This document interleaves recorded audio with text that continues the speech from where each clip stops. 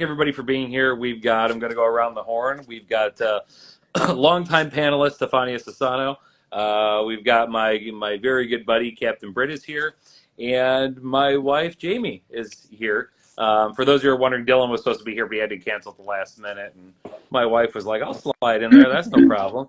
So, so today we are talking about episode 7 of X-Men '97. Tolerance is Extinction, Part 1 of 3. Stefania was that 7 or was that 8? 7. And 7. Stefania was just in an earthquake. My phone fell over. It's not very it was very well on the Sentinels. Yes. She's good though. Yeah, we're good. That's what we're going to blame it on. These I don't know if you guys have noticed, but these last couple episodes, like, things are like really picking up. I mean, they're like packing a lot in every episode, coming at you every single time. As we look at this episode, when it begins, we sort of have this thing where it opens up with, Cable out in the lawn of Xavier's having target practice on a bunch of bottles, and you've got Jean and Scott kind of like looking out the window, having a discussion about, Cable and him being there. Cable comes inside, sort of joins everybody in sort of like the war room, and basically gives them a rundown on Bastion and what he knows from the future, and sort of, Bastion comes along and ushers in a utopia, but it's a utopia where mutants are slaves, and basically have to do the humans' bidding and build this utopia for them.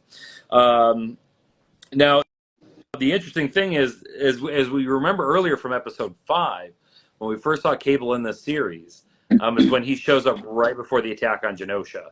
And, he gets to Madeline right before he can do anything about it. He gets pulled back, and we had all kind of been wondering, like, what's the story behind it? Well, then we find out, like, he kept coming, but he kept getting pulled back. And, that's when Jean, I think, says, hey, that explains why Madeline was happy when she died, because she got to see, her son that she sent off into the future. Beast, interestingly enough, mentions the mystics of Kamatage, for those Doctor Strange fans out there, and talks about, them being absolute points in time, or from the multiverse we would consider to be like Nexus events or canon events that can't be changed. And no matter how many times Cable would have tried to stop Genosha, he wasn't going to be able to. But he does say that Cable says a rebel in his future had information regarding a Bastion facility in this time. And then we cut to the leaked footage by Bastion of Xavier and the Shi'ar Empire, noting that he is alive, that this has been a lie the entire time, and oh, by the way, on top of it, Gyrick was just found dead. So that's kind of where we're opening up with here. I'm interested to see everybody's thoughts. Stefania, we'll start with you. Well, they really aren't going slow with this story. They're really just throwing everything at you all at once. And honestly, I'm loving it, because I feel like we had that little build up in the beginning. That's why the pacing was probably a bit slow for some people. And now that we're getting towards like crazy events happening, it's like something happening one right after another. It's kind of like, in real life when you're looking at like the news or like your daily life, like everything's slow, and all of a sudden you turn on the news and everything is like going to hell, right? So that's what I think like they're trying to portray here, almost the underlining text of it all. But I am very, very curious as to see who this mole is in the future that found one of Bastion's bases, I guess. I'm curious. I'm very curious. Also, the fact that, I mean, he explains it later, but Cable and Bishop got separated. So Cable got thrown further into the future, and we don't know what happened to Bishop. So where's Bishop? I don't know. I'm hoping he comes back in like a super cool way, or like some sort of style. But yeah, it's starting to heat up in the beginning of this episode, and it's just the first part. So it has me very worried and excited for the next two. How about you, Britt?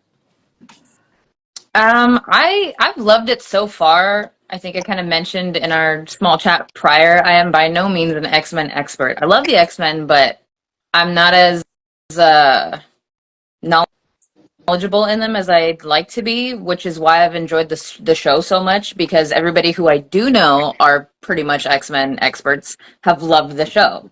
So obviously Marvel Animation and Disney, everybody, they're doing it right. So that's great. And I love that for you guys. And I love that as like a building X-Men fan myself. I do have a Wolverine like Christmas sweater, but it's really hot right now, so I didn't wear it. Other than that, I have no X-Men like gear yet. But I love it. I think what picking back off what she was saying, kind of like how like you flip on the news and like things are going to hell.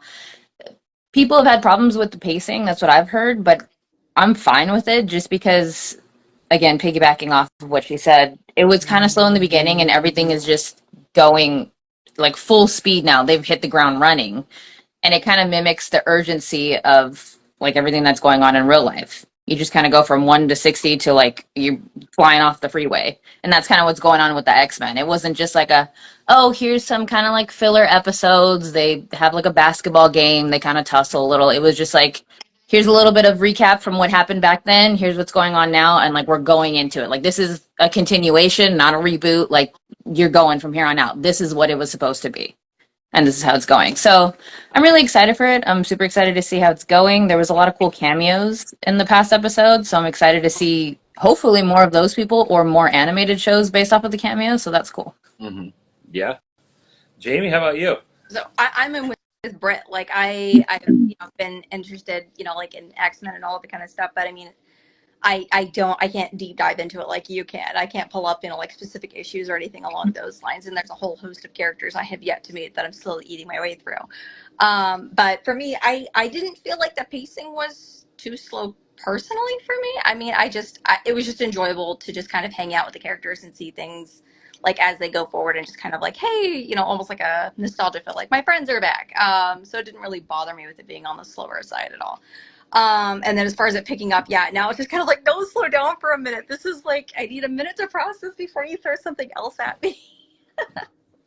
But yeah, it's been fun, and I really liked kind of watching the dynamics, like growing and just kind of seeing how things go forward. Mm-hmm. Yeah, definitely. There we have this interesting scene, and it kind of ended up a theme throughout this episode, sort of like the Gene Scott Cable trying to figure out exactly how They're dynamic. how this dynamic works. Like obviously, Cable is Scott Summers' son, but he's clearly a fully grown adult, and Scott was there for like the first 5 seconds of it. Jean is technically not his biological mother, but shares all of the memories of his mother, down to even as they converse, sort of like hearing him crying for the first time. And that ends up kind of like a fun theme that I think plays out. Probably will continue to play out for the next several episodes. There's this recurring thing throughout this episode of what's going on with Jubilee and Roberto da Costa, but they're always in really short snippets. So I'm not going to reference every snippet in chronological order. Instead, we'll just pack it all into one thing at one time. So skipping over the first one of those, you are in the scene where like Rogue is in a coma from their fight with the trash turned Sentinel guy, and I think there's a fantastic scene there where Jean Grey and Kurt Wagner Nightcrawler are having a conversation. And because Jean's wrestling with a lot, she's wrestling with the whole like Madeline thing, and now Madeline's dead, and now Cable's here. And I think that Kurt says a line that I think so many of us can relate to, where he says, blood is blood, but family is a choice. And I think that's such a fantastic quote. And of course, just as he says that, it cuts to Cable. And this is where we see like Cyclops and Jean and Cable getting on the X-Jet to fly off to this town somewhere out in Pennsylvania where supposedly this Bastion facility is. And in the background of that, we see all these protesters have gathered out in front of Xavier's and are not happy about what's going on with mutants right now. So discussing that whole section of the episode, who wants to go first? Jamie? Sure. I loved Kurt jumping in there with that, because one of my favorite sayings is perception is reality, and our memories make us who we are. So while I understand on the realities that Madeline was his mother, you're the one with the memories of it, and like you for you it was real, even if it wasn't. That doesn't matter. And it's the same thing when it comes to choosing your family. Who you're blood related to isn't necessarily who you would want to choose for your family member, and those people that you do choose your family members can be a much stronger tie than anything else. So I really appreciate the fact that they looked at that. As far as the dynamic, I think I started laughing when Scott was talking about how Cable's mutant ability was to vanish out of the room as soon as he stepped in. I'm just like, no, dude, that's just parenting. Like my 8-year-old does that all the time. So, but yeah, it was kind of funny to watch all those dynamics, especially with the age gap. Like that just makes it even more like hilarious. It's like all of those, interesting things that would have happened, all this parenting stuff that would have happened had to wait until now, and now he's older than yeah, yeah. Mm-hmm. Stefania? Well, I just love the scene in general. Like, I love the fact that Nightcrawler, not being blood related, he's like a stepbrother to Rogue, just taking care of her, and looking out for her, especially in the previous episode when she did get knocked out. He was the one to save her from like rolling off the building, whatever. So it's just nice to see that connection that we never really got to see much of in the original, or sometimes in the comics too. We never really see them be a family. And actually, I just saw something that Chris Claremont is writing a little story in X-Men, the final X-Men book that's coming out. He has a story about like Rogue, Mystique, Nightcrawler, and Destiny, and I cannot wait to read that. But anyway, I just would love to see a lot more of their family connection. Even like both, their mother was terrible to them, but they still found that they could be family, which is nice. And then we got to see a bit more of that later on when Nightcrawler was fighting and protecting her. But I love, Nightcrawler has a way with words. He has some of the best speeches, as you saw at Gambit's funeral. He just knows what to say, and he has a lot of heart, and I really love that about him. That's why he's like one of my favorite X-Men ever. And I hope that in the future we get to see Jean and Cyclops kind of not understand, but like take that information and what he said into account, and kind of like try and move on, and maybe potentially like be a family again. Like, I mean, she's not Cable's mother technically, but like in some sort of way they can be family, especially since Madeline is gone. Yeah. How about you, Britt? What did you think? Well, I remember messaging you not too long ago, and I was like, so what's the relation between Rogue and Nightcrawler? Because again, not an expert.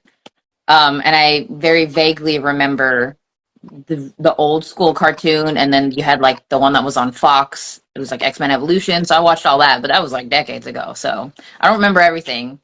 But I do agree that Nightcrawler's speech about family like being a choice, it kind of reminded me of not to bring the Avengers into it because this is an X-Men podcast, but like how when Black Widow, before we found out she had a family, when she was like, before this I had nothing and you guys are my family. So it kind of just reminded me of that in like terms of she chose these people to spend her time with and to call family, same as Nightcrawler with everybody in the X-Men. And I think, I mean, hopefully eventually, I don't know how the storyline with Cable plays out. I would like to see them kind of, I guess, mend some trauma and some hurt and to learn how to be a family. But I feel like right now, since everything's kind of like so fresh for him, especially since every time he went back to visit to try to stop, it didn't happen. He's in kind of like, not to make fun of it, but like the teenage phase where he's like, you're not my mom, because he's so hurt about it. And he's adamant. It's kind of like if Jean was his stepmom. He's like, you're not my mom, you're not my real mom, and you never will be, so don't try to be. But she's doing her best because she's got Madeline's memories and she knows how it felt when Madeline was pregnant, or like you said, somebody said, when she heard him cry for the first time. So I mean, hopefully it'll work out, or if anything, I hope they can all figure out how to be friends or like a close-knit family, but not like a mother son, father son kind of thing. So we'll see. I did like when they were in the Porsche. I know you'll probably bring that up later. It kind of reminded me of the whole get in losers. We're going Sentinel smashing. Yeah. So And I want to give a shout out to somebody there in the comments who mentioned that Nightcrawler being the heart and soul of the X-Men, that it is true that he is one of the most positive members of the team, and somebody who, based purely upon his physical looks, could be the most bitter at humans. He's like one of the characters who definitely cannot go out in public without people instantly knowing who he is, instantly being frightened of him, instantly wanting to either chase him, throw stuff at him, whatever. And yet somehow he's the most positive one. He's the one who always kind of like, looks inside the people that he's around and genuinely does consider them family.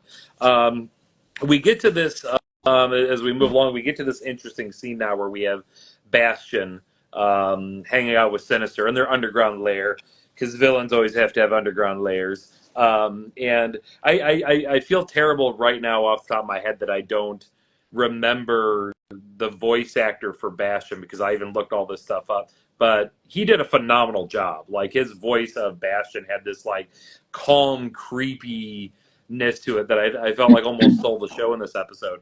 And it's interesting now we see Alice Cooper, and we see her now, in this position, kind of like chiding Sinister. And now we see Magneto. Now we see Magneto all strung up, just in a Speedo, apparently, because science, I guess.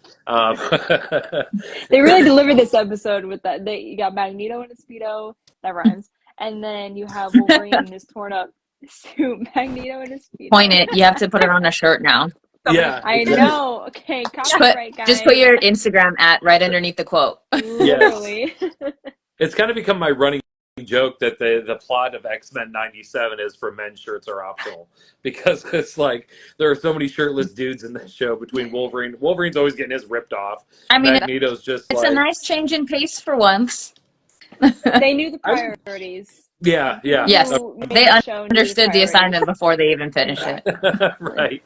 But we do have a touching moment here where Cooper kind of like, they focus in on the tattoo that Eric has on his forearm, left over from the Holocaust, and sort of being like once again, here you are strung up for who you are. And I don't know about you guys, I'm still trying to figure out Cooper in this whole series, because she sort of, you can tell she feels bad, even though she was very much in league with Bastion to get everything to this point, that now she's starting to feel a crap ton of guilt over it.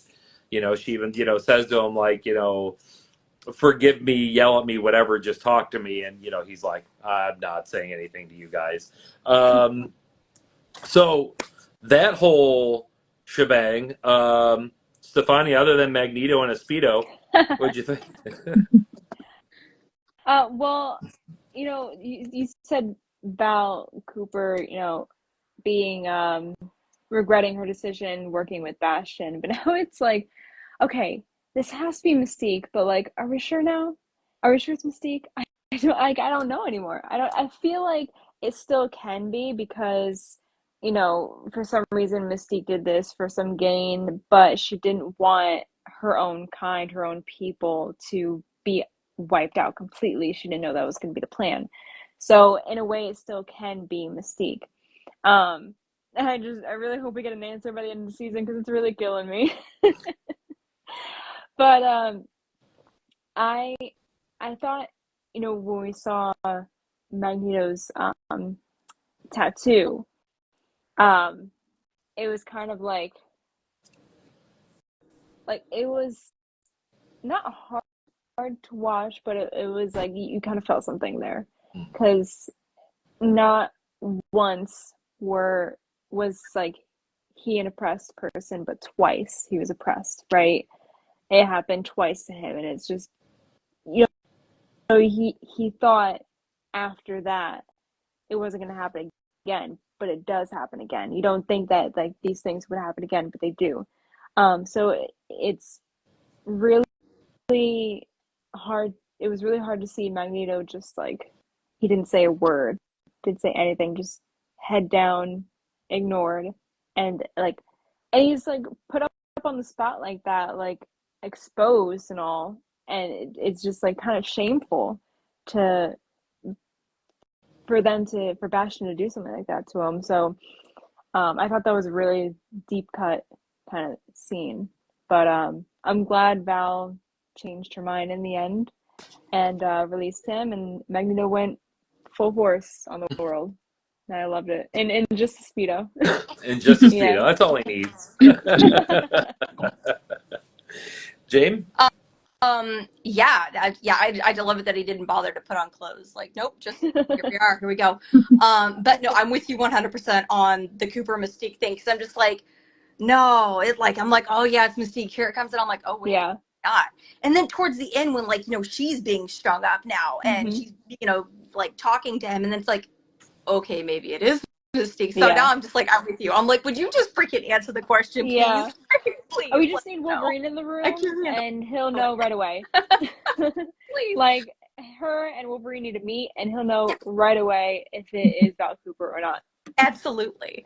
But I guess for me, the interesting thing that struck me about that conversation between her and Magneto, regardless of Cooper or Mystique, was the fact that, she's the one feeling guilt. She's the one that did something wrong, for better or for worse, however, either Mystique made a mistake or Cooper made the mistake, whatever.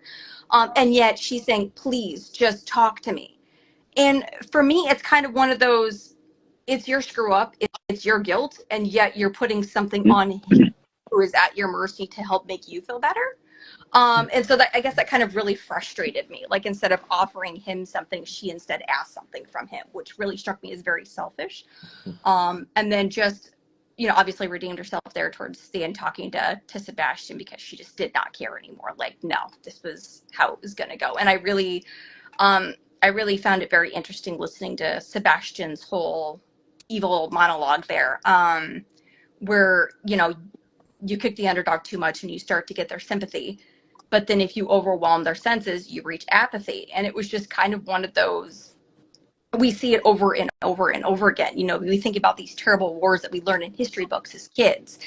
But until you actually, go watch, something like the Band of Brothers, it doesn't hit you. It's just not the same. And it's because it's too big for our brains. You get people that are saving the world, and I'm just doing it for my daughter, because thinking of saving the world is too much. And then I like also the fact of it hit on the deja vu, and Magneto, when he was at the UN, saying, in history sings this song, there is a refrain. We keep repeating this stuff over and over and over again. And I really like how they, hit on that again, that history is, again, repeating itself and will continue to repeat itself. So. How about you, Britt? Well, when I was younger, again, like from what I remember, Magneto was always kind of like, for lack of a better term, like the villain, just like the person who versus the X-Men and, Professor X's team. But growing up, including like the X-Men movies, you learn that there's so many different layers to him. It's not just he hates humans because he knows that humans hate mutants. It's because he suffered and because he went through the Holocaust is why he feels like he understands humans and why he thinks Charles is a fool. Like, Charles sees the good in humans, but Eric has seen the worst in mankind. And he knows what they're capable of. And they're not mutants, which is scarier. And he doesn't want that to happen to mutants again, yet it has happened again. So the point in where, you can see his tattoo, it's very, there's just like a weight to it, like a really heavy gravity. They focus on it first. And, he's kind of strung up like a martyr. Again, he's in his Speedo. Like, half the people are like, woo, yeah. But then obviously it's to humiliate him, and he has a collar on. So, I mean, there's different sides to it. If you're really looking introspectively into like why they did what they did, easily that just could have been like a cross, but it was an X, just kind of like at the end of Logan, how Laura takes it out and turns it over, and it's an X on the grave. So, I mean, it's always kind of touched me, and I've grown to love Magneto more because he just doesn't want his kind to suffer because he's been through it. And it's why he's so, I can't quite explain it, but he wants to do right, and he wants to believe in Charles because Charles believes in the best in people, and not everybody's bad. But like at this point, Magneto's been proven right twice. So yeah, that whole scene, it just kind of struck me, and you really got to think about it, and you kind of look into your own history, and you think about the real world around you, and like how mankind is reacting to the things going on daily. So it's very synonymous to what's going on now currently, because yeah, it's a good show for nostalgia, but I mean the creator obviously, he's not much far of a generation off than all of us in this chat. So we've all kind of experienced the the many different traumas and historical events throughout history.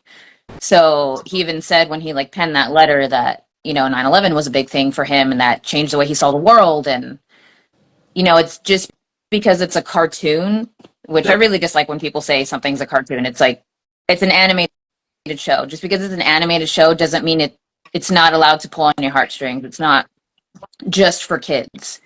It's just a different medium how to express stories, and I've really been liking it because it really makes you ask the internal questions. It's not just like, oh, I'm watching this because, I don't have to read a comic book or whatever. It's really getting you thinking. At least it's getting me thinking, and it pulls on my heartstrings a lot of the time, and I'm just excited that it has like another season to go, but I'm sad that there's only 2 episodes, so I don't know when we'll see the second season. Yeah, and the interesting note here. First of all, I'm with you, Stefania, where I've been under the belief that Cooper is Mystique from episode one. Yeah. And this episode kind of made me go, huh, I don't know. And yeah, if anybody out there reads the X-Men '97 comic, there was one moment in the very first issue where the Friends of Humanity are being led away, and Cooper's there, and Wolverine kind of sniffs and says, "That smells familiar," and then puts it out of his head and moves on. That happens because I read the comic. Yeah. Did So I that, miss that? I must yeah, have. yeah, it was I gotta in, find the comic now and yeah, look. go read it. Pull it But up. I know it's right there, Finch. right, yeah, I've No, got it really. sitting right over there. I've got it signed by Cal Dodd and Lenore Zann, so that makes me happy. Nice. But yeah, go back and check that. They frame it in such a way so that you think he's smelling someone else, but Cooper's in the room, because that was like the big Huh. theory I was going on, and sort of like, and this goes to what actually everybody here was saying. If if Cooper is Mystique, she could have been doing these things with Bastion purely in the hopes of kicking off the human mutant war. Like that was her end goal, which of course is kind of something that Magneto wanted for a long time. And now it's one thing to believe that theoretically, but when you see the bodies piling up, you can begin to feel very, very differently about that. I even, crazily enough, I felt the same way about Gyrick. I mean, or Trask. I mean, Trask was the guy who invented the Sentinels. And you kind of get the mindset like, here's a human. He's afraid of mutants. He's afraid of what they can do. He believes they need to be policed. He creates something to help police them. But then when what he invents gets used as genocide, then you start to feel differently about it.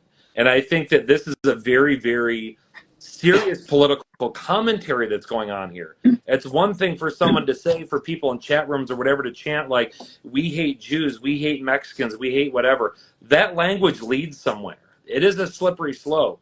And all you need is for somebody in power to believe that as well and take the steps that other people won't. And before you know it, I mean, that's exactly what happened in Nazi Germany. That's exactly how it started, right? With people just saying like, hey, we don't like the Jewish people. We don't like the fact that we feel as though the Jewish people control everything. We should do something about that. Well, the government did do something about it, and it was horrible, and the majority of the German people towards the end of the war were absolutely mortified when they found out about the Holocaust and about the fact that they were leading these people wholesale into gas chambers.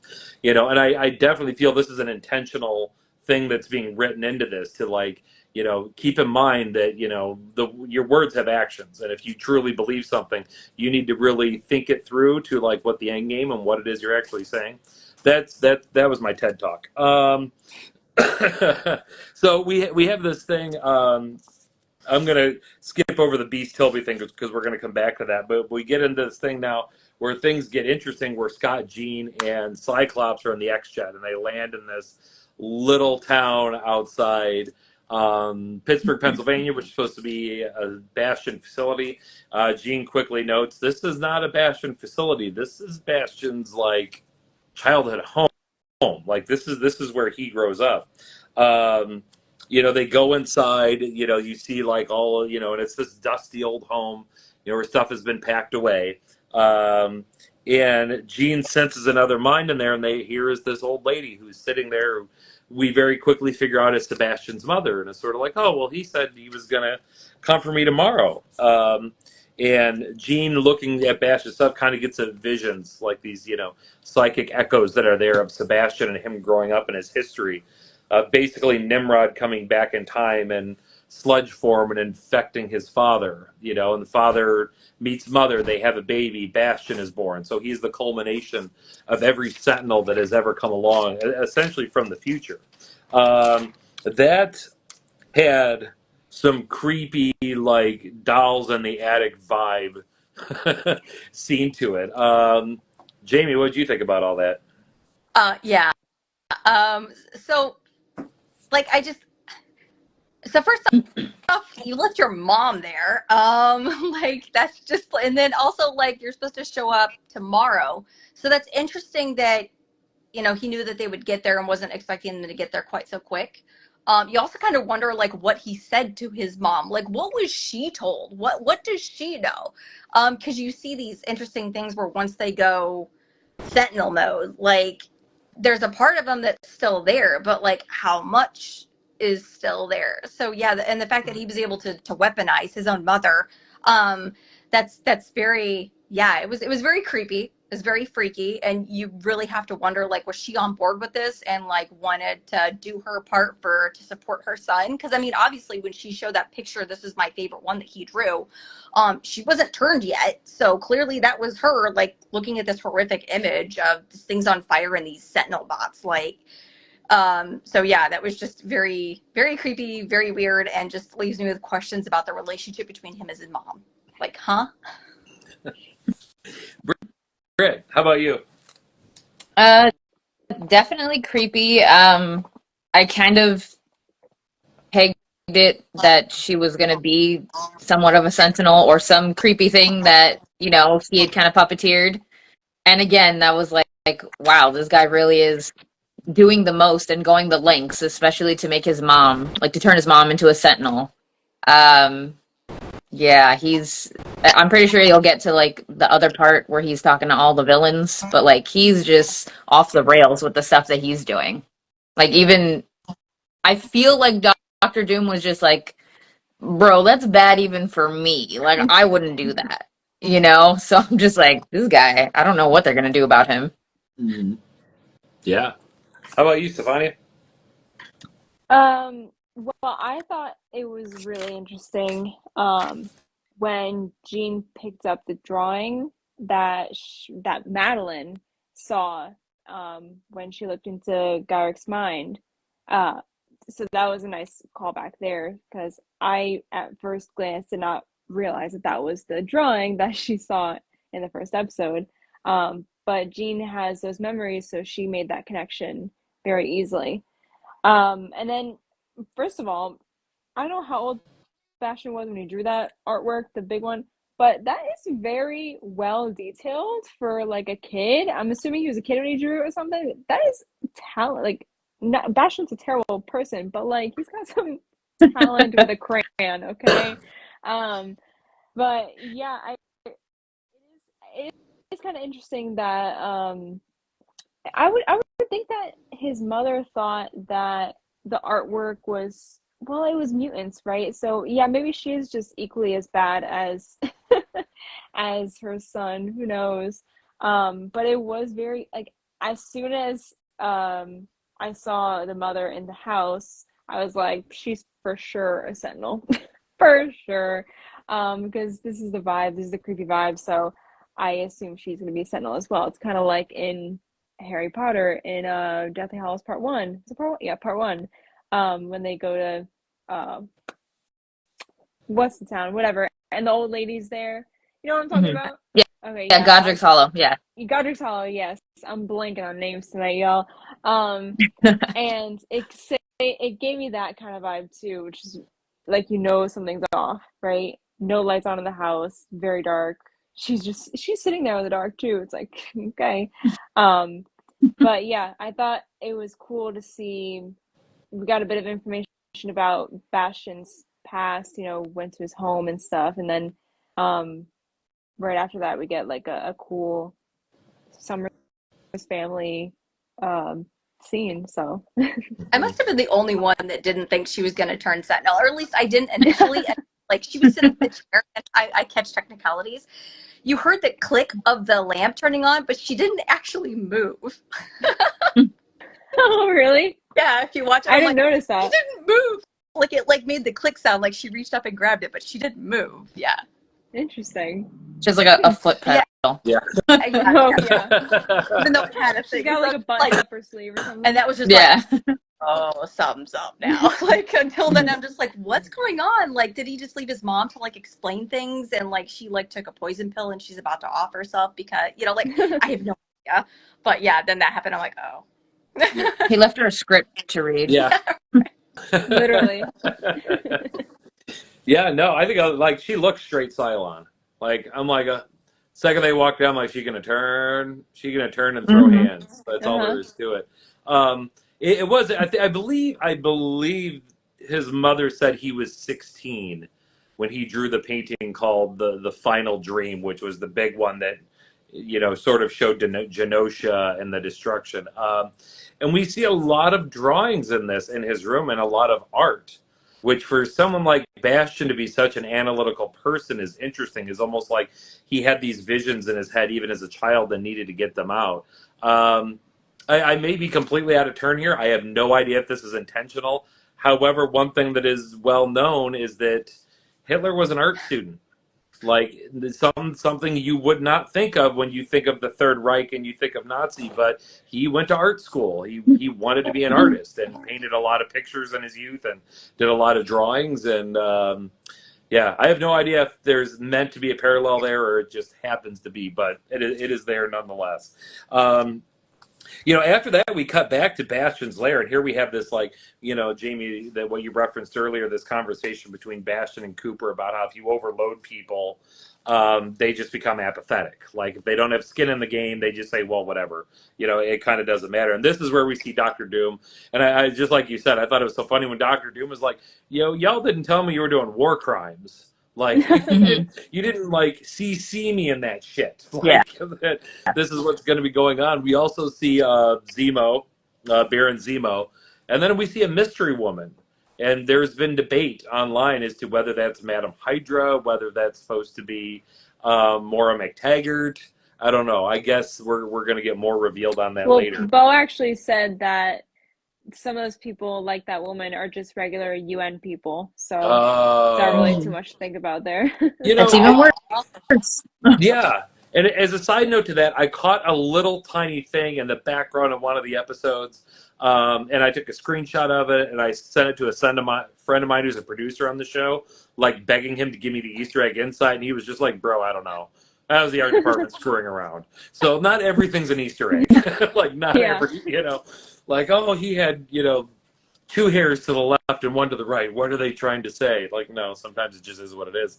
But Bastion sort of shows us what Operation Zero Tolerance is, where like people who, one of those times where it reminds you that it's the 90s when Bastion says like, oh, these people go to dial-up chat rooms to connect with each other, and, decide they're going to sign up for something bigger than themselves that helps stop mutants, and not knowing that they're basically being dunked into a vat of techno-organic virus that's going to turn them into a mutant killing machine, and essentially, from what we understand, kind of potentially wipe their own personality out. And, so we have this whole thing of people who are scared humans subjecting themselves to, like, being a part of this, which I thought was, next level creepy in and of itself. How about all that stuff? How do you feel about that, Britt? It kind of reminded me of, like, that movie Salt, and I only saw it once, where, like, she didn't know she was, like, a spy from whatever country, and, like, they mentioned the word salt, and then she just went full, like, assassin. Because like he said, they're gonna wake up tomorrow and not remember that any of this happened. And he was like, so maybe like a mutant flirts with them in a bar and then like they'll just activate. But they don't know that they're gonna activate. So like they're themselves up until the point. But it kind of brings back to what Jamie said, like obviously his mom was still his mom while they were talking. So it must have been he must have like programmed her differently or something. Because once like it's activated, she would have started attacking them in the house, but she didn't. She waited till they were outside with all of the other ones. Mm-hmm. So, I mean, I've never heard of a techno-organic virus, so it definitely piqued my interest in like a, how does this work kind of thing. So, I mean, new to me, but I mean, it's crazy when you think about it, because like here's bodies piling up of mutants, and then by the end of the episode, you have like, I don't want to say they're all innocent. It's like a 50-50. You got innocent lives, but like they also gave themselves up to be a part of the Sentinel program because they wanted to do something about mutants. So it's just like, how upset are you going to be about all of the bodies that just dropped from the sky when they also kind of sort of wanted to kill all the mutants anyway? It's like a toss up. You don't know like how to feel. I mean, obviously you love the X-Men, so you're gonna be like, yes, Magneto saved their ass. This is great. But then you're just like, he also did kill humans, but they were also kind of jerk humans. So like, where does it land? Where do you fall? Like, where does the line get drawn? Mm-hmm. Stefania? Um, oh shoot. I literally had something and then I forgot. That's happened to me Okay. like twice. All right. You're good. Yeah. Like we'll start off with this. Well, the fact that like you said, half of them are bad, half of them are good. Oh, here's what I wanted to say. So you don't know, or we don't know yet, that the people that were part of this program knew what they were getting into. Like maybe they didn't know they were turning into Sentinels, and maybe some of them are like, oh, I don't actually want to like mass murder these people. Like this is insane, but they're doing it against their own will. They're Mm. signing up for this program where they think like, oh, maybe it's like, I don't know, maybe they're gonna like fight against mutants and like they'll create weaponry and stuff like that. But no, they become the weapons, and they probably didn't know that. So I mean, we're not really gonna know until probably the end of the season. Who knows? Um, but even if we do find out, so that's pretty messed up to think about. Like half these people probably don't even want to be doing this. So and you don't even know if I don't know if like all of them went there willingly, or he just like picked them off on the street like his mother. Like did he do that with her consent, or just like did it just to have another sentinel and be of blood with him? But also, well, this happens later, but you see they're all fighting these human sentinels, and they're being like chopped up and stuff, and it's like, and they can, I think they can like reattach themselves, right? Okay, because like I'm thinking, wow, Wolverine is killing a whole lot of people right now. Like they're gone if there's any human left inside them. So yeah, they, now that I think about it, I think I saw like one of them reattach their hand or something. But it's kind of crazy to think about. Like, what if they couldn't reattach themselves? It's like you're killing humans, but then again, how much human is there left in that person? How much that person is. It also, it brings me to like Last of Us, like when they become infected, it's like, are they still there, or are they just completely gone? Um, so it's quite scary, and especially with that crowd outside the Xavier Institute, half of them turned into Sentinels, and half of them were very confused on what was happening. So I'm sure, like even to humans, seeing that is terrifying, and maybe that'll give a sense of compassion from like regular humans that didn't turn into Sentinels. Like, oh, this is actually like batshit scary, and these Sentinels, human Sentinels, are going after mutants, and like the fact that like humans can just turn into that just with the snap of a finger is kind of terrifying, and we should be terrified too. Because like I said, not I don't think let me reword that. I don't think everyone wants to become a mutant. At least I hope not, right? There are humans that will side with mutants, but it's just scary. You don't know if it's a choice or not. You don't know if Bastion's just picking you out on the street and turning you into a human machine. Mm-hmm. James? Well, I mean, absolutely. Like one of the scenes that really struck me was the one where you see this family and there's these three kids and the two parents. Yeah. I guarantee you those parents did not sign up for that shit. Like that's Yeah. not there's no way that was something that they wanted.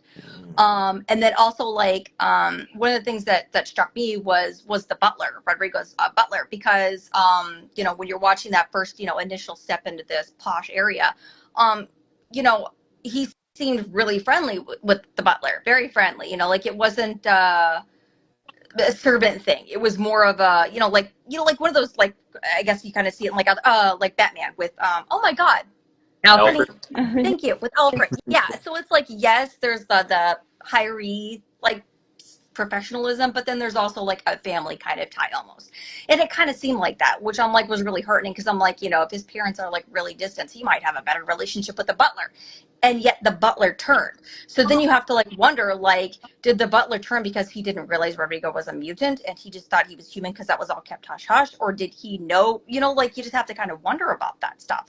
And then when I brought that up, James, and I'm going to call you out on this one, said, some of the people might have signed up for this, some of the people might have accidentally volunteered, didn't know the full depths of it, and some people might have just been snatched because of where they were strategically placed, which makes a lot of sense for me. And then, yeah, you kind of wonder, like, how much of the person is left there. We have Trask, and he's all like, this terrible thing I've done, oh no. And then he gets on the side, and he comes up, and he's like on full villain, and blah, and then he goes into his evil monologue. But his personality is still there. It's just like something in his brain flipped to where he went from regretting things and feeling guilt to feeling like he was in the right, and this was still it. But it still felt like him.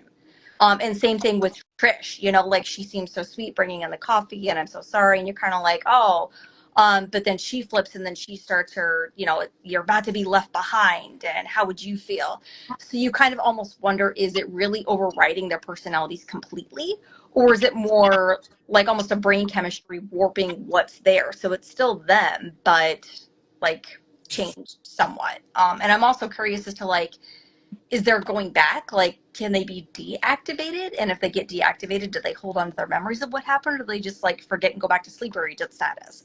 So yeah, I have a whole host of questions with regards to all of that. I Well, will we were in this thing retract where, one thing because I did not remember the parents turning into Sentinels. But I mean, now that you mentioned it, I do remember it because I've watched the episode twice, but it was like last week when I watched it twice. So I'm gonna retract like half of what I said. So like not all of them are jerks. Like Stefania said, yeah, they probably were like taken unwillingly. Because like Jamie said, I don't think parents would do that with children. But again, Yeah, no. like Jamie said, like maybe they don't know what they were signing up for if they did, and like we had mentioned earlier, Bastion was like, well, we omit like the fine details of what's happening. He's like, they won't remember it anyway.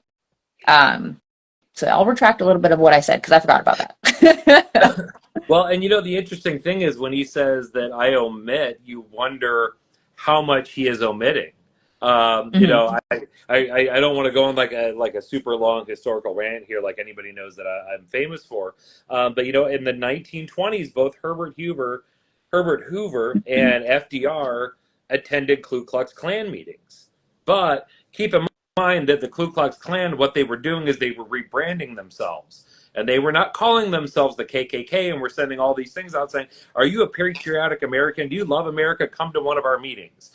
And so a lot of people, including two future presidents, showed up to these meetings. And once they realized it was about, they were like, oh, F this. I'm out of here. So you wonder, like you just passed out pamphlets. Are you worried about the safety of your children? Does the mutant problem concern you? Come to one of our meetings. And then before you know it, they're getting, gassed and snatched and injected with, the techno-organic virus. And Bastion even says they get inserted into their regular lives without any knowledge of even being here. So you wonder how many of these people, where they actually were. Was it just one of those things where they didn't understand a lot about mutants and mutant human relations, and we're a little concerned about it. Went to a meeting, and now all of a sudden they're like a weapon waiting to be activated. That's kind of like that. That's some freaky next level stuff to think about it. How many of these people genuinely could be victims in and of themselves without even knowing it. And to that note, we have the scene, and this is one that I thought was the most interesting, was Trish Tilby. And earlier on when we met Trish Tilby a couple episodes before, her and Beast kind of got a little flirty going on. She made the big blue guy blush. And he gets a little upset with her at Genosha because she's trying to frame this, and he's not tolerating it. So she shows up in Beast Labs with coffee and says, "Hey, I'm here to make peace." And they're kind of having a conversation about Trask being a sentinel there, dead, now in the tube, and he kind of does this worldwide scan thing to sort of see, or anybody else like this out there, and all of a sudden the whole map of the globe starts going red, and Trish herself turns into a sentinel and attacks him. And what ensues is one of the best fight scenes we've had in any episode of X-Men 97 so far. Where, she just bodies Beast. She just throws him through the ceiling and into the living room where Morph, Nightcrawler, and Logan are hanging out. Morph goes Juggernaut. She grabs him by one hand and throws him like nothing. We cut to this really creepy scene of all these Sentinels staring at a sleeping Rogue, which was just like if you freeze frame that, that's the stuff of nightmares. But don't worry, folks. Logan is here, and he has claws, and he is asked, why do you resist the inevitable? And he says, I've got 6 reasons. And Nightcrawler, bamps in with 3 swords and says, actually, you have 9. And this really great fight scene ensues. I'm not going to go through it blow by blow because I'd sit here for 20 minutes. It is such a fantastic. This is the thing about writing the X-Men, is that when it is an animated series, you need to have things that are not human or organic for Wolverine to fight for him to be a badass. Because otherwise he's just cutting people's arms off. And that's not great for PG-13. So you gotta. So I know we'll just take a bunch of human-turned techno sentinels at him, and then he can just go ham, flying through the sky, chopping them in half, and it'll be absolutely fantastic. I'm trying to think where it is that I don't want to. Yeah. So obviously Tilby's there. The in the end of that fight sequence, we got to see a POV view of Kurt teleporting, where he grabs one of the Techno Sentinels and grabs Wolverine, and that's really cool. So kind of like the Trish Tilby thing, that entire fight sequence. Stefania, what'd you think about that? I thought this was the best part of the episode. I first of all, going back to the Sentinels just staring at Rogue in her bed, that was the most terrifying shit I've ever seen.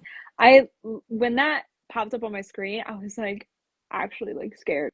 I was if I saw that waking up in the middle of the night, I would cry. I would sob. And then just, let them take me, because what am I gonna do? But I really enjoyed this scene a lot, and this is going back to what I was saying about Rogue, not Gambit. Oh, Gambit. Nightcrawler. Oh no. Being She just brought us all back. Oh no. Nightcrawler being a great sibling to Rogue, even if they're not blood related. And he's always looking out for her. And I love this fight sequence. I love the fact that, first of all, when Nightcrawler got thrown into the bookcase and those swords fell, we knew exactly what was coming next. And the fact that there were 3. Pause just died. Oh my god. The fact that there were 3 swords and he used one of them with his tail is just chef's kiss. I love it so much. It has me so excited to see Nightcrawler in future projects. I cannot wait to see more of him. But I thought the fight sequence between Wolverine, Nightcrawler, and the Sentinels was some of the best that I've ever seen in this show so far. And the POV Bamf was just phenomenal. I literally was this is the coolest shit I've ever seen. The fact that they're doing this in animation, it just makes it so worth it watching this show. But you can tell I was having a freak out fangirl moment throughout the whole scene. It was just perfect. Perfect. Britt, what do you got? Yeah, dude, it was cool when he was going through that and he was still like ripping apart the Sentinel. Yeah. Like that didn't stop him, even though he was getting transported. That was dope. And Yeah. then, dude, that guy was just falling through the air. Did not care about himself and was just like taking more Sentinels out as he went down. Yeah. Because he's like, I know I'm gonna survive this, but I'm gonna still take him out. Yeah, I literally. I think was I had like, that's why I was thinking, like, okay, are they like actually, is he actually like killing them? But no, they're piecing themselves back together. Their pieces are, hold on, their pieces are very scattered yeah. around like the whole land, but you know, they end up finding themselves and piecing themselves back together. So they're not dead. They pulled an Iron Giant with that one. Like Iron Giant just Sorry, I'm pulled trying to himself get my back together. headphones back on. No, you're good. Okay, I'm back. Good. Cool. Yeah. Cool. But yeah, that was cool. We all already knew Wolverine was a badass. It was only a matter of time before they showed some dope skills, and I'm glad it was with Nightcrawler. Because you know, 9 reasons are better than none. So, but I think I had watched. I don't know if it was Blackgate Comic Geek's video where he was talking about how he thinks Morph is a lot powerful than people give them credit for, because he said something about Juggernaut, like not technically being a mutant, but Morph was still able to have his power. And I was like, whoa, that makes sense. Like if he's not a mutant, but he could still like copy Juggernaut's power, that's pretty big for, you know, just like a regular mutant. Mm-hmm. So that was pretty cool too, even though he just got thrown like he was a leaf or something. I think Bo But yeah, said that whole scene was really cool. yeah, I think Bo actually said that Morph's power, he can replicate like strength, physical strength and like physical abilities, but mystic he can't do. Oh, So any like okay. magic or anything, he can't do any of that. All right. Yeah, that kind of like Captain Marvel, her not weakness, but like nothing, she can't really do magic stuff. And then they had that whole run where she learns from Doctor Strange. But anyway, continue. Jamie?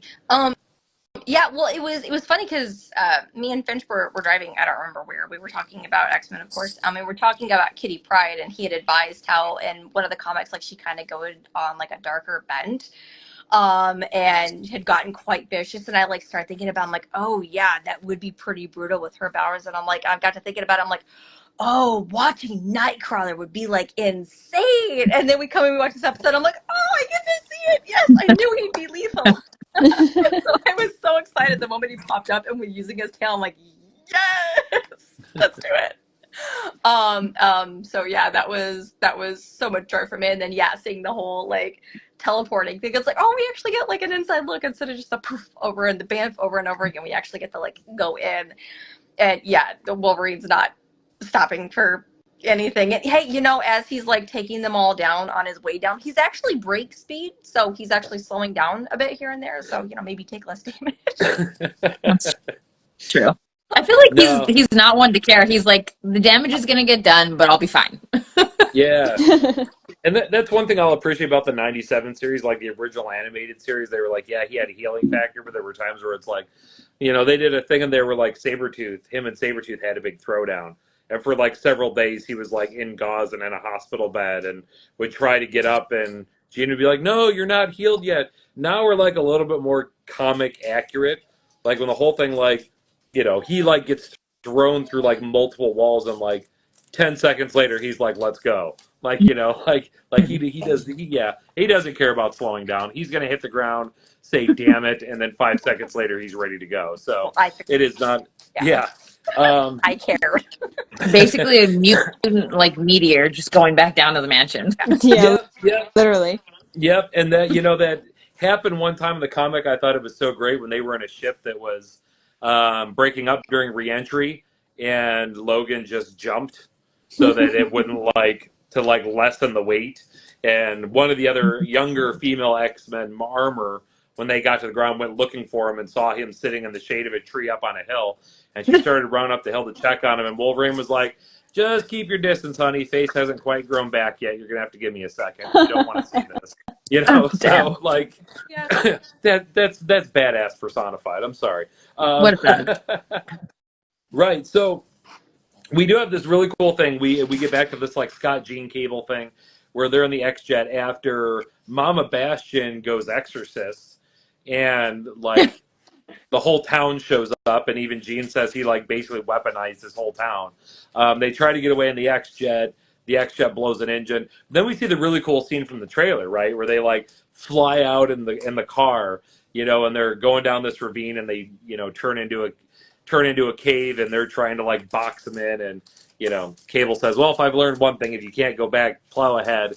And Scott, I still don't know how I feel about this line where he says, let's show them why you don't screw with the Summers family, which I get that was cool, but it was slightly on the cringe. Maybe that's me. Well, it's the 90s. It has to be cringe. Yeah, that's true. That's true. He's a dad. He's gonna be cringe. Exactly. Love you, honey. I don't know why I have you people on. Between that and Stefania calling me Dusty Old all the time, right? but in any event, you know, they do the whole thing, and then I love it because it has this like epic thing where like they fly out of the cliffside wall, the car blows up in midair, Jean brings them down to the ground. It has that like cool guys don't look at explosions vibe to it, you know. And they kind of do like, you know, classic comic superhero landing. That thing, and you know, we also in there again had a little bit in there the whole vibe of like Jean, Scott, Cable trying to figure out how this dynamic works, because at one point in time that Jean even chides Cable for not having his seatbelt on while they're on the X-Jet, you know. So yeah, encapsulating that whole scene. Britt, we'll start with you. Kind of like I mentioned earlier, I just got the whole get in, losers, we're gonna kill these Sentinels vibes. But yeah, they still had that like quote unquote family dynamic, like you just mentioned with the seatbelt thing. She's like, really, seatbelt? She puts him on him like a mom. And then he was like, she ripped off the roof of the Porsche. But I just thought he was funny because he was just like, you have a Porsche? Like, really? Like, for him, it was cringe. He's like, come on. And then Scott's like, yeah, I have a Porsche. Like, he totally missed it. But yeah, I mean, it was cool. The whole plow straight through line was clever. I like that. Anytime he gets to, like, you know, use his giant gun, that's always pretty cool. Whenever I see a cosplayer with it, I'm like, oh my God, that's so cool. Especially the cosplayer is like huge, you know? But yeah, I mean, it was a really cool action scene. Not as, I wouldn't put it in the same realm as the Wolverine and Nightcrawler scene, because nothing's gonna, well, I don't know, we have 2 episodes left, but as of right now, nothing's gonna top that. But it was cool. They still had like the attempted parental banter between them, and like him just kind of scoffing it off and just trying to get things done.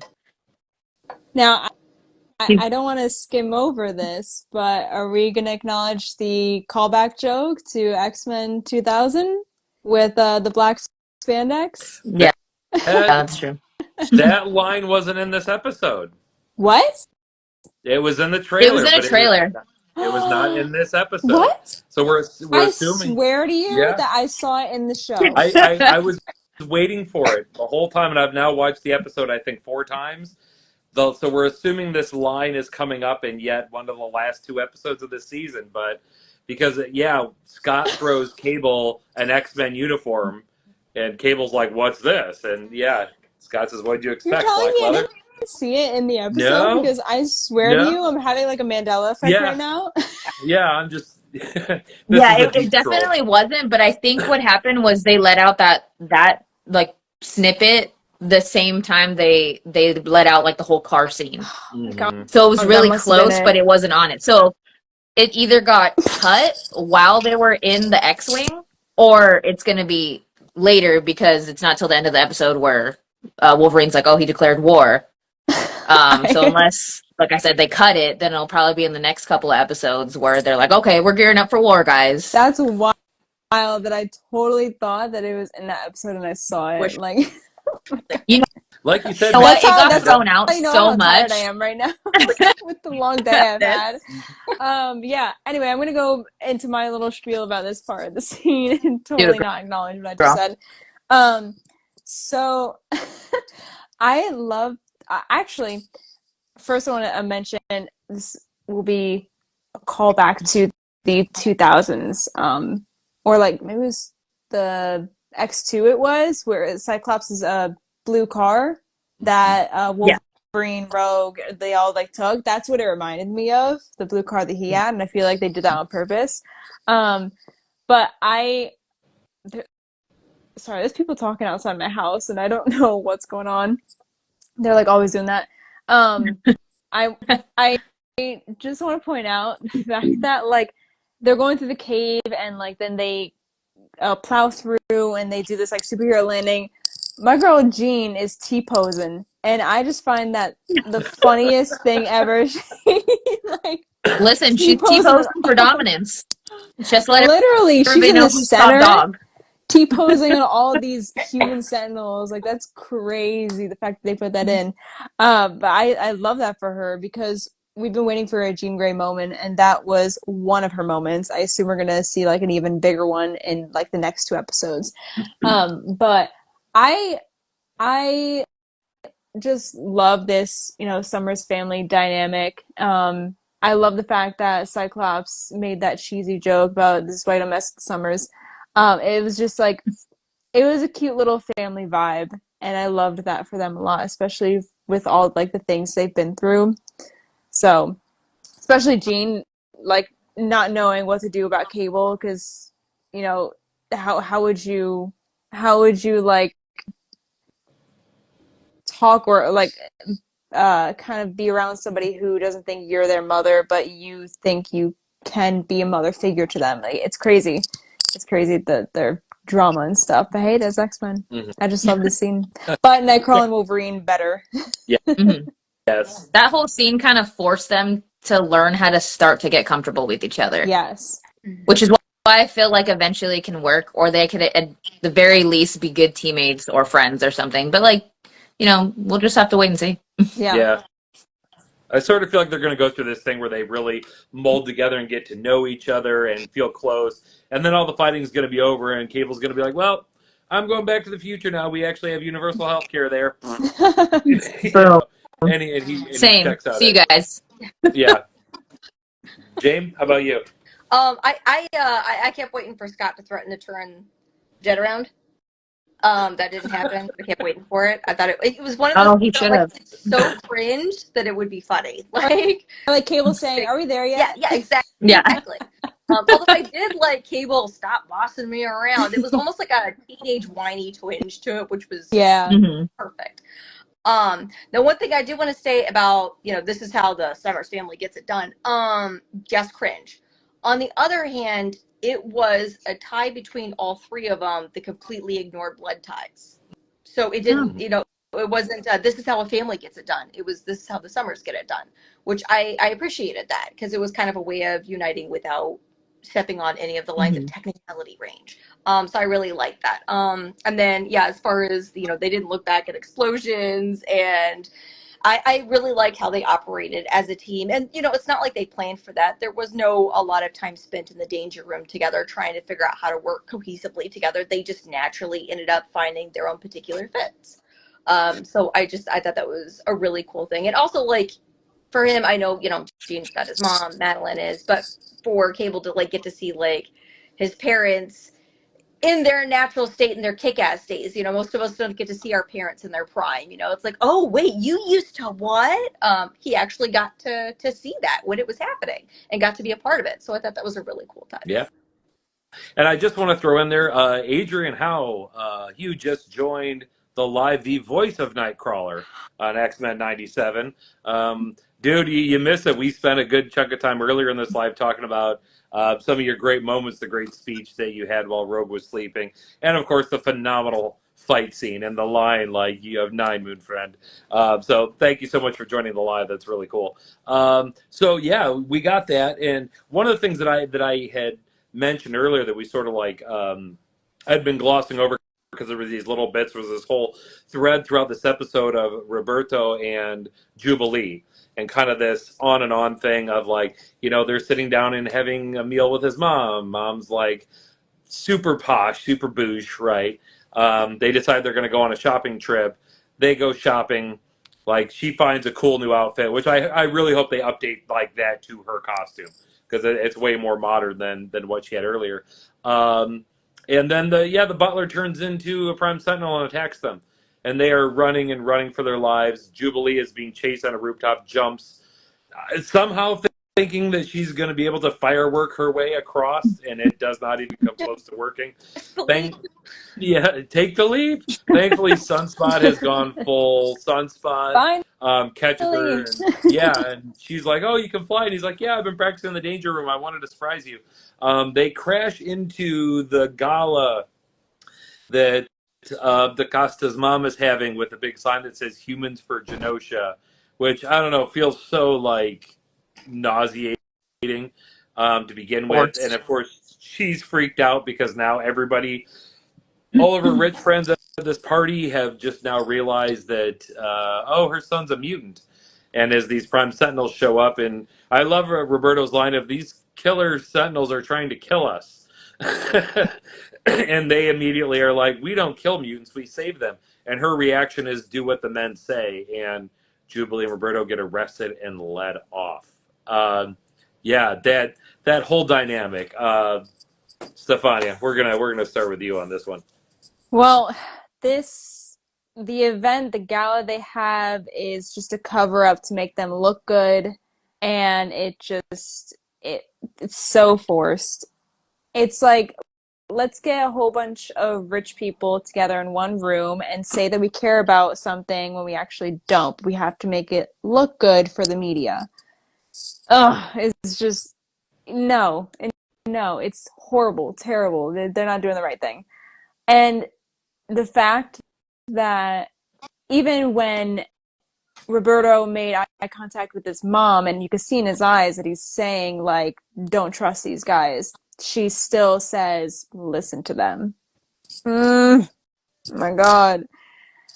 It's a good thing, they spent his mother's money, because obviously that trust fund wouldn't exist without her. So go ahead, Jubilee, buy whatever you want.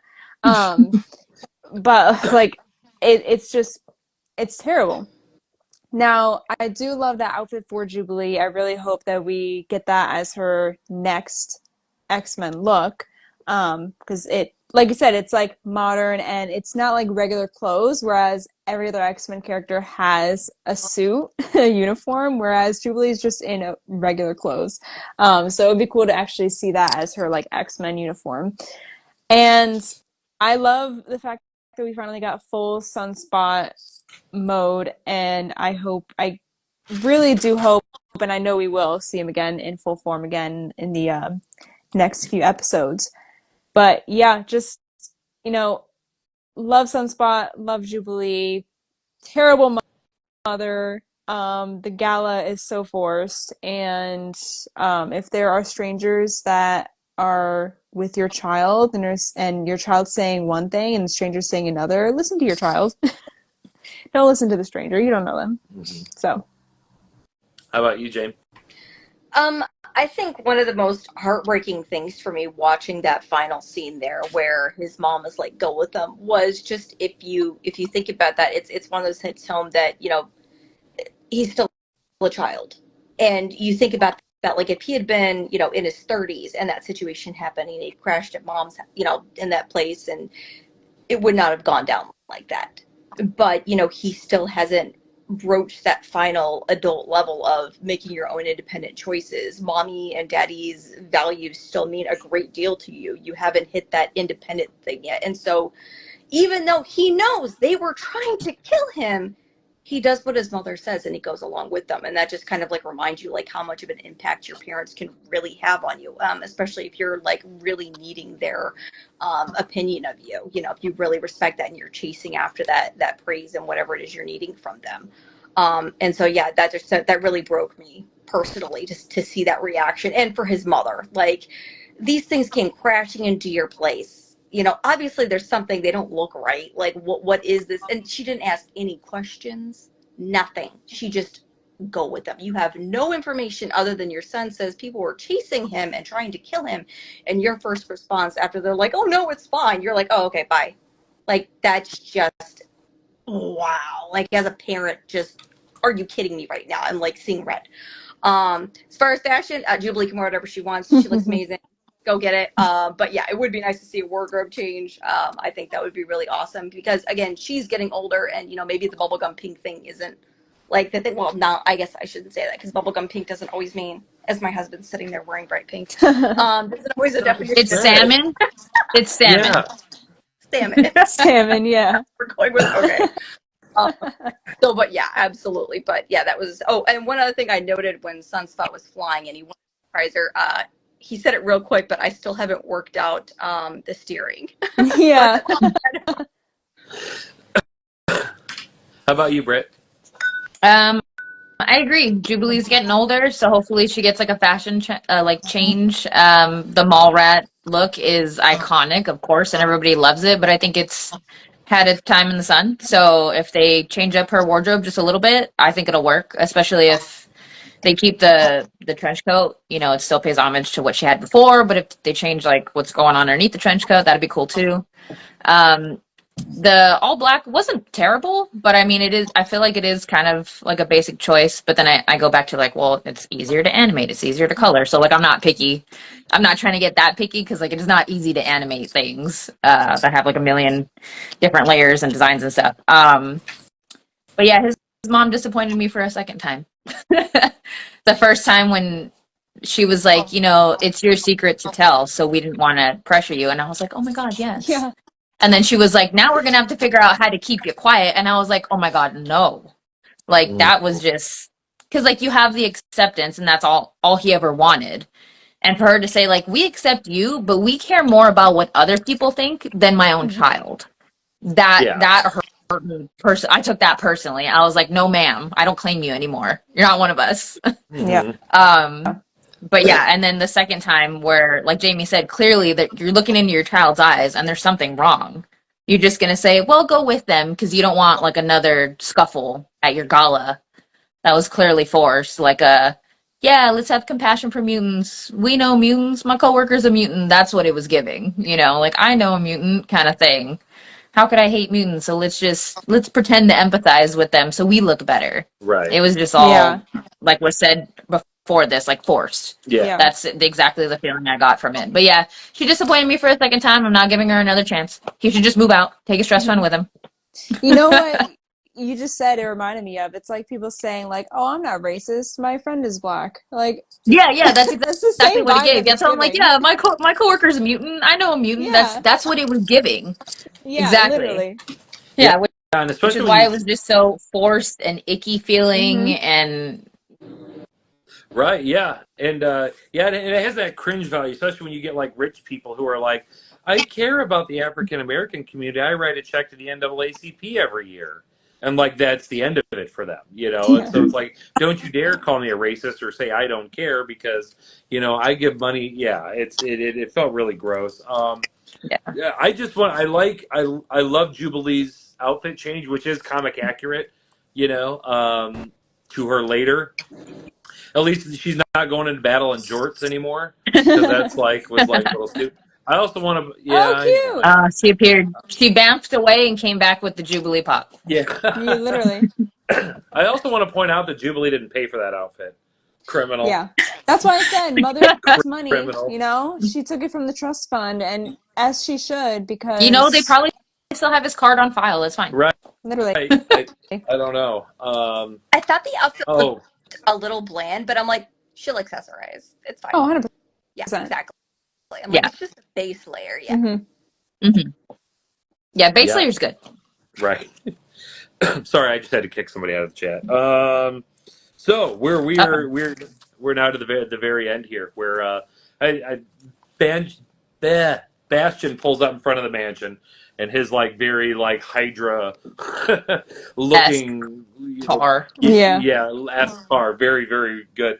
You know, Xavier's is burning. Things are not looking great, and you know, Sinister hits him up on VidChat and says, "Hey, by the way, just letting you know that crazy bitch let Magneto out. She's completely lost her mind." And so even though he rolled up in a car, Bastion's just like he's just gonna like snap his fingers and Doctor Strange's way back. Um, and Magneto's gone, and Bastion sort of restrains Cooper, and Cooper gives an interesting thing where she says, being on Genosha, there were a lot of things I felt, but myself and like nobody else felt surprised that it happened, that Genosha was attacked, that Genosha was destroyed. We also then see Magneto in a Speedo, so that's all he needs, fly what we're assuming is to the North Pole, and sets off an EMP across the entire planet. And within this thing, we get a Spider-Man cameo, we get a Silver Surfer cameo, and yeah, this is kind of a big deal. Of course, it wipes out all the Sentinels, which is good. We also got an Omega Red cameo in there, which has me excited. But anyway, And Silver Samurai. and Silver Samurai, so yeah. I was like, you're missing some, Finch. Yeah. Yeah, I do that. And so then we cut to Logan and Kurt, and Morph out in front of the, Xavier's, and Logan says, "I can't believe he actually did it. He declared war. Where's Xavier when you need him?" And then the best spaceship pilot on the planet crashes into Xavier's, and opens the hatch, and there's Xavier, who says, "I hope I'm not too late. To me, my X-Men." So all that wrapped in a big giant ball. Britt, what'd you think? I thought it was pretty cool. I mean, it was iconic to hear him finally say that, because it was the first episode where we hear Scott say that, right? When they like come out of the first of the 3 X jets they ruined. Yeah. And his voice wakes up an unconscious Beast, which was cool. Even got all the way to Storm, wherever she is, and it got to Scott and Jean too. I mean, that was really cool. I was not digging, not that this matters, but I wasn't digging like his whole spacesuit. It kind of reminded me of Black Manta. I was like, well, that's a weird choice. Yeah, I was like, that's a weird choice. And he kind of like also looked like in between like an ant and what is it, like a praying mantis helmet. Yeah.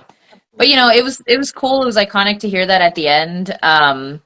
But when was it Nightcrawler and Wolverine, or was it more? It was Nightcrawler and Wolverine at the end, where he's like, "Oh, I can't believe Magneto did it," and he said something about like what saved our skins or saved our hides or something like that, and him just kind of looking down, and he was like, "No, started a war," and Logan's like, "Oh, here we go again! Like this is actually happening this time."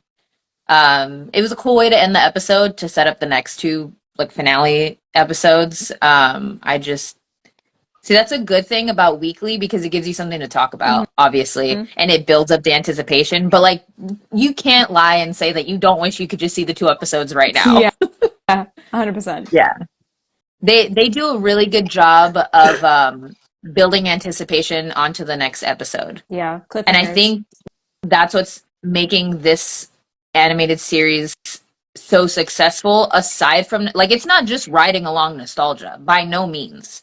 It's connecting to the world around us on top of that nostalgia, and it's keeping your attention weekly, unlike a lot of the stuff that's coming out, which it's just like, oh, you can binge like 9 episodes of a season and then wait 2 years before the next season comes out. It stays relevant, and that's why it's kicking like other shows' ass right now.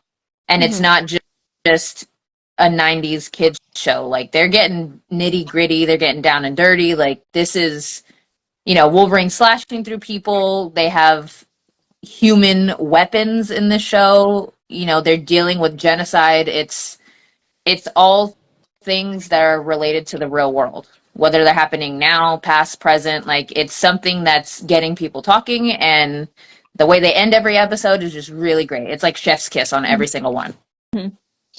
I'm going to make my spiel a little quick just because my phone's at 10%. It's going to die. But I just want to say, like, the ending, like, I have these, like, so many things to point out, because it's just, I don't know if you saw my video I posted the other day about, the connections and all. but I'll repeat it here. So first of all, with Magneto going to the North Pole and setting an EMP out, that actually affected like planes and every like electro. So like there are probably planes in the sky that are falling, crashing to the ground right now. And Bo actually confirmed this with responding to someone's tweet. He because they asked, are there going to be human deaths? Because I can only imagine like the nuclear power plants, and like Omega Red is being held in one of them. So like he's going to get released. And he responded like, yeah, there will be deaths. And so it's crazy because they're like, what does that mean? Like in the next episodes, are people actually going to die? Like and what's that perception going to be from like humans' point of view towards mutants now, like towards Magneto, right? And then also with the ending with Professor X landing, also that's probably why Professor X's ship crashed. But also with the ending, he lands in the office, right? And Wolverine and Morph burst through the doors, just like how in the first episode they all did when Magneto showed up, right? And then it's like the same framing too, as well. And then you go to Xavier and he says, "Hope not too late." And then he says, "To me, my X-Men."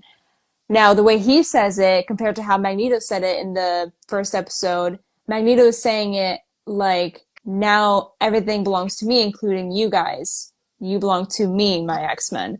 But the way Xavier says it is like, we got to get the team together. We got to stop this mess going on. So it was really cool to see two headmasters of the school and both of their interpretations of one line of appearing at the mansion, because they both appeared out of nowhere, right? So it was really cool to see like that side by side kind of uh, connection. I remember I saw that and I was like, I gotta make a video ASAP about this because it's crazy. But yeah, it was really, really great. I cannot wait for the next two episodes. I wish they would just drop both of them next week because like there's so much that's gotta happen, and I need to watch all of it ASAP and just watch it over and over again. I'm actually gonna rewatch the episode again just to like see if I can find anything else or like bring back my memory because totally thought that joke about the black suits was in the episode. I gotta rewatch it, but I can't wait. James? Um, I like that you brought that up too. Sorry, Jamie, I didn't mean to cut you off. You're good. No, it was worth it. I mean, black leather. No, Yeah, I was like, it totally happened. No, I'm delusional. it could still happen. It could still happen. It could still happen. Yeah. Oh, definitely hoping. But no, the thing for me is looking, because I love how they're making things they're making things very realistic, like in a lot of ways.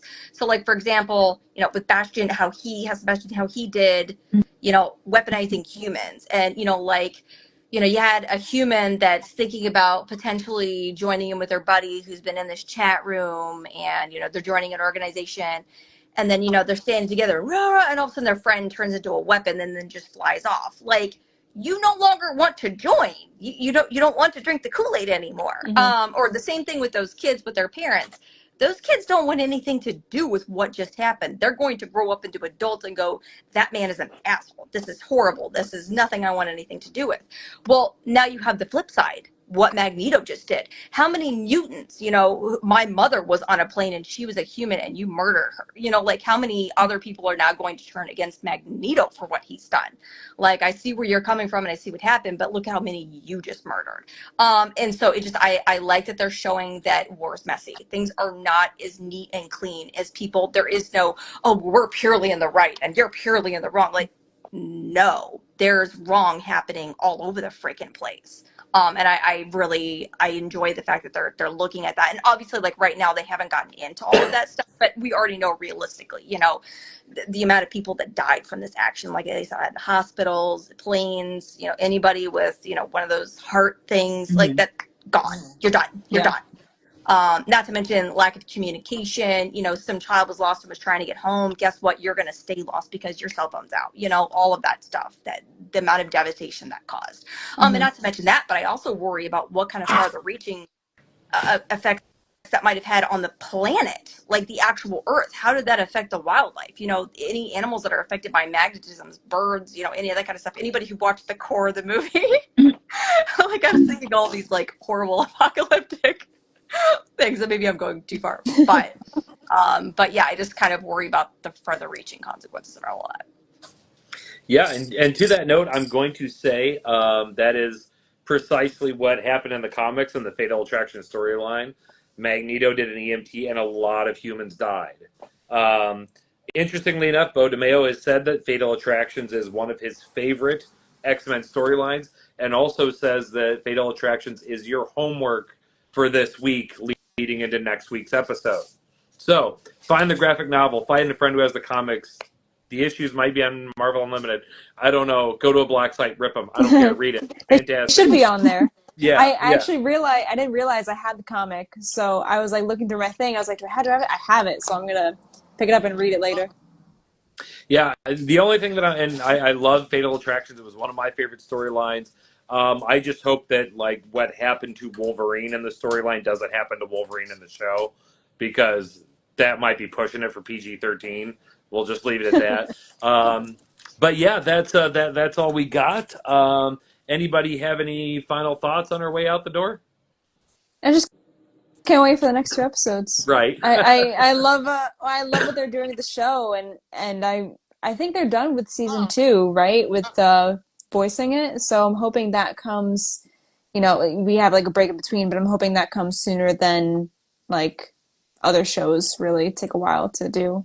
Especially, well, I mean, it takes a while for animation to do that, but I'm hoping we get it soon. Mm-hmm. I agree. Anybody? Anything else? No, I think honestly, I think we covered it all. Yeah. I mean, I like what Jamie had to say about, you know, it really showing how war is messy and nobody's in the not anybody's 100% in the right, not anybody's 100% in the wrong. It's not black and white. There's a lot of gray area in between, and unfortunately, that gray area happens to be the weaponized Sentinel human beings and all the human beings that were in planes or in hospitals that are going to be quote unquote collateral damage for this war that wasn't even started by the mutants who were just trying to exist. Yep. I mean, I guess we could end it by saying Magneto is right. Magneto was right. Magneto was right. Right. Need anything other than his speedos. His righteous rage kept him warm. Magneto and a Speedo, and Magneto was right. 2 T-shirt ideas coming forth. Yes. But There you go. Britt, Stefania, Jamie, can't thank you guys so much for doing this. We're gonna just batten down the hatches for what's gonna come next week, because I feel we're about to get slammed on these last 2 episodes here. Tell me about it. I agree. All right. Well, thanks again so much. I want to thank everybody for watching, whether you're watching it now or in the future. Thank you so much for joining us. And yeah, we look forward to seeing you all again. And for the meantime, peace out, everybody.